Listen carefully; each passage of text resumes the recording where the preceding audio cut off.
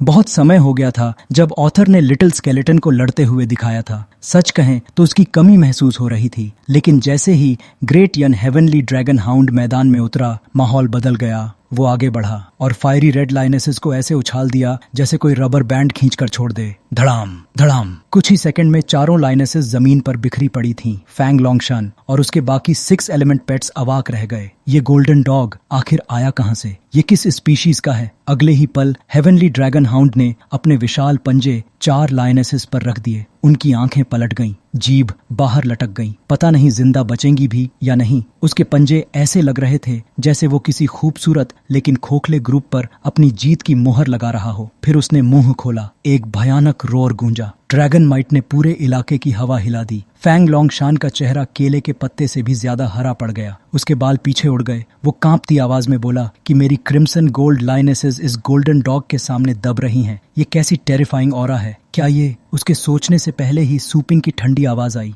ये king beast है। फिर हल्की सी व्यंग्य भरी मुस्कान के साथ उसने कहा कि अब मुस्कुरा क्यों नहीं रहे? फैंग लोंगशान पीछे हट गया। शरीर कांप रहा था। बोला कि ये बस एक मिसअंडरस्टैंडिंग है। मिसअंडरस्टैंडिंग? ऊपर खिड़की से ओल्ड बाय शुरू से अंत तक सब देख रहा था। उसने फैंग लोंगशान को रोका तक नहीं, बल्कि दाढ़ी सहलाते हुए मजे ले रहा था। जब उसने फैंग लोंगशान को चिल्लाते सुना कि पास मत आओ, मुझे बचाओ, तो वो मन ही मन हंसा। तीसरे दर्जे का कचरा और फर्स्ट क्लास चॉकलेट की तुलना करोगे और उस गोल्डन डॉग से भिड़ोगे। दोपहर की धूप में क्लास 8 के स्पेशलाइज्ड एक्सपेरिमेंट बिल्डिंग के अंदर एक और कहानी चल रही थी। लोहे की सलाखों के पीछे एक पर्पल बेबी ड्रैगन था, वाइल्ड रैंक 5 ब्लड लाइन। उसकी बैंगनी आंखें सलाखों के बाहर देख रही थीं, शांत लेकिन गहराई में अनजान डर। वो स्टूडेंट्स का लाया हुआ एक्सपेरिमेंटल ऑब्जेक्ट था जिसे अगले दिन के टेस्ट के लिए इस्तेमाल किया जाना था। डिंग चनफंग ने कुछ पर्पल बॉटल से सॉल्यूशन निकाला, उन्हें एक ग्रे बॉक्स में करीने से सजाया, नंगे में पर्पल लिक्विड भरा। वो धीरे धीरे केज के पास गया और बिना झिझक लिक्विड बेबी ड्रैगन के शरीर में इंजेक्ट कर दिया। अगले ही पल भयानक चीख गूंजी। बेबी ड्रैगन दर्द से तड़प उठा। कुछ ही मिनटों में उसका शरीर बदलने लगा। नरम बैंगनी चमड़ी खिंचने लगी, हड्डियां उभर आईं। उसका मासूम चेहरा विकृत होकर गॉब्लिन जैसा डरावना बन गया। पर्पल आंखें अब खून जैसी लाल हो चुकी थीं। उनमें अब पहचान नहीं थी, ना मासूमियत ना चेतना। ऐसा लग रहा था जैसे उसने अपनी सारी सैनिटी खो दी हो। लोहे की सलाखों के पीछे अब कोई बेबी ड्रैगन नहीं था। वहां खड़ा था एक अनकंट्रोलेबल मॉन्स्टर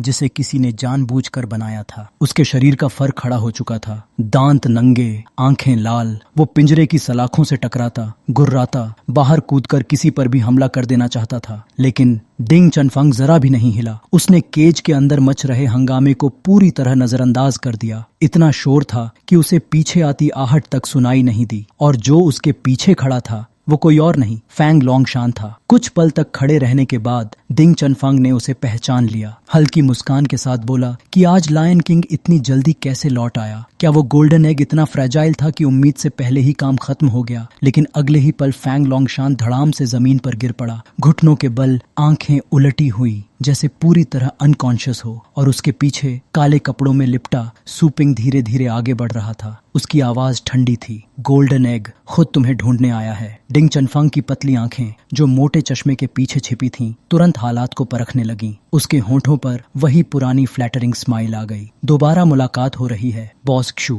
उसने हाथ पीछे बांध लिए, एक सभ्य गाइडिंग टीचर जैसा रूप बना लिया, लेकिन उसकी आस्तीन के अंदर छिपे हाथ धीरे से वॉच को छू रहे थे। वो लोकेशन कार्ड एक्टिवेट करने की कोशिश कर रहा था। ऊपर से वो कैजुअली पूछ रहा था कि इन दिनों आपका खेल कैसा चल रहा है। सूपिंग सीधा उसकी आंखों में देख रहा था। ठीक ही चल रहा है, मजेदार भी है, बस कभी कभी कोई मुझे वॉच करता है, ये थोड़ा परेशान करता है, बाकी सब बढ़िया है। बात खत्म होते ही सूपिंग ने वो कार्ड कुचल दिया। अब डिंग चनफंग की मुस्कान हल्की सी जमी। सूपिंग ने शांत स्वर में कहा कि अगर तुम्हारे स्टूडेंट्स देख लें कि उनका रिस्पेक्टेड टीचर असेसमेंट में ट्रिक्स करता है, पेट्स में मटेरियल्स मिलाता है, तो उन्हें कैसा लगेगा? कमरे में मौजूद 2 स्टूडेंट्स ने कोई हैरानी नहीं दिखाई। डिंग चनफंग अचानक जोर से हंसा, जैसे कोई मजेदार जोक सुन लिया हो। फिर बिना चेतावनी के उसने मेल स्टूडेंट के पेट में जोरदार किक मारी। वो दर्द से कराह उठा। अगले ही पल उसने मुड़कर फीमेल स्टूडेंट के चेहरे पर थप्पड़ जड़ दिया। आवाज कमरे में गूंज गई। लेकिन अजीब बात यह थी कि दोनों स्टूडेंट्स ने विरोध नहीं किया, बल्कि घुटनों के बल झुककर उसके पैरों में सिर झुका दिया। उनकी आवाज में अजीब श्रद्धा थी। ओह टीचर, आपके जूते गंदे हो गए, हम साफ कर देंगे टीचर। ये सुनते ही सूपिंग की आंखें सिकुड़ गईं। सालों की लड़ाइयों के बाद उसने बहुत कुछ देखा था, लेकिन ये साधारण डर नहीं था, ये कंट्रोल था, मानसिक गुलामी। उसने धीरे से कहा कि तुमने इन पर क्या किया है। कमरे में हवा भारी हो गई। पिंजरे में बदला हुआ पर्पल ड्रैगन गुर्रा रहा था और सामने खड़ा था एक ऐसा इंसान जो मॉन्स्टर्स बनाता भी था और इंसानों को भी। पहली बार सूपिंग किसी ऐसे इंसान से मिला था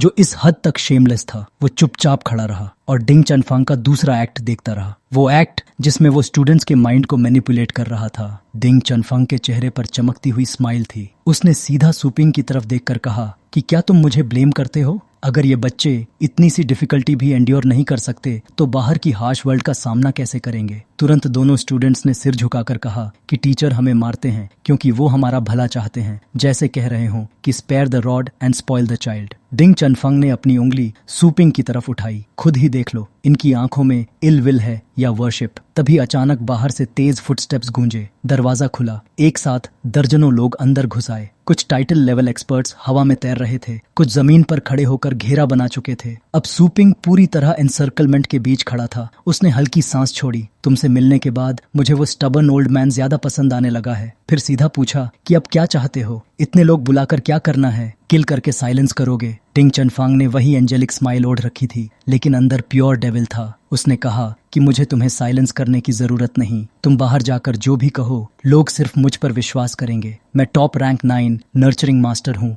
फिर उसकी आवाज धीमी हुई। मैं सिर्फ तुम्हें पावर का असली मतलब समझाना चाहता हूँ। पेट वॉरियर चाहे टाइटल लेवल ही क्यों न हो, आखिर में उसे मेरे सामने हम्बल होकर नर्चर की भीख मांगनी पड़ती है। क्या तुम पावर को अपने हाथ में महसूस करना चाहते हो? हमारे साथ ज्वाइन करो। तुम्हें टैलेंट है। मैं तुम्हें हिस्ट्री का स्ट्रॉन्गेस्ट नर्चरिंग मास्टर बना सकता हूँ। बातें सुनने में लॉजिकल थीं, लुभावनी भी। अगले ही पल वो हवा में गायब हुआ, इतनी तेज स्पीड कि कोई रिएक्ट भी नहीं कर पाया। उसका हाथ सीधा डिंग चनफंग के मुंह पर जा लगा। धड़ाम! उसका सिर जमीन पर दबा दिया गया। सूपिंग की आवाज बर्फ जैसी ठंडी थी। अपना गंदा मुंह बंद रखो। एक शब्द और बोला तो उल्टी आ जाएगी। कमरे में खड़े पावर हाउसेस के चेहरे बदल गए। उन्हें ऐसा लगा जैसे कोई ब्लैक शैडो अभी अभी उनके बीच से गुजर गई हो। और जब तक वो समझते, डिंग चनफंग जमीन पर था। सूपिंग उसका चेहरा दबाए खड़ा था। उसका गला ब्लॉक कर दिया गया था। वो छटपटा रहा था। दोनों हाथों से सूपिंग का हाथ हटाने की कोशिश कर रहा था, लेकिन बेकार। इस बार सूपिंग सच में एंग्री था। उसकी आंखों में गोल्डन लाइट चमक रही थी। उसने फिर कहा कि चुप रहो, तुम्हारी बातें सुनकर सिर्फ घिन आती है। अब बाकी पावर हाउसेस को होश आया। उन्होंने देखा कि उनका ग्रैंड मास्टर जमीन पर दबा हुआ है। गुस्से में वो सब सूपिंग की तरफ झपट पड़े। हर एक एक्सपर्ट,